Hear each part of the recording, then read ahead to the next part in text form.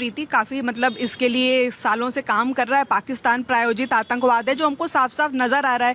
उनका ध्यान अपनी देश की जनता पे नहीं है, उसको बढ़ाने पे नहीं, खिलाने पे नहीं है। जो भी वो पैसा इधर उधर से इकट्ठा करते हैं उनको सारा का सारा आतंकवाद पे ही लगाना है। दूसरी बात, जैसे हमारे कांग्रेस के मित्र कह रहे थे हमको भाई जड़ों तक जाना चाहिए, तो ये जड़ें इनको आज क्यों याद आ रही? इनको 70 साल में वो जड़ें क्यों नहीं याद आई जो पाकिस्तान कर रहा था, जो आतंकवाद हो रहा था, जो मौलवी उलेमा अगर कर रहे थे, जो भी गलत थे, तो ये सब इनको आज दिख रहा है। जबकि अगर हम 2014 से 2004 से 2014 का इतिहास देखें तो उस समय ऑलमोस्ट एवरी मंथ पे प्रीति ब्लास्ट हुआ करते थे। लेकिन आज 2014 के बाद से, जब से मोदी जी ने अपना कार्यभार संभाला है, उन्होंने भी स्टार्टिंग में पूरी कोशिश की कि भाई वो पाकिस्तान गए, नवाज शरीफ को बुलाया, सारी कोशिश की, लेकिन उनको ये समझ में आया कि वहाँ पे राजनेताओं के हाथ में कुछ है ही नहीं, वहाँ पे सब कुछ हाथ सेना के हाथ में है। ठीक है, और सेना नहीं चाहती है कि उनका देश जो है स्टेबल हो, और फिर सेना को इतने पैसे कहां से मिलेंगे? जितना बड़ा उनका देश नहीं है, जितनी सुरक्षा की जरूरत नहीं, उससे बड़ी उन्होंने सेना रख रखी है। क्यों रख रखी है? क्योंकि उनको लंदन में प्रॉपर्टीज बनानी है फंड ले लेकर, दुबई में प्रॉपर्टीज बनानी है फंड लेकर के, देश के लिए कुछ करना नहीं है।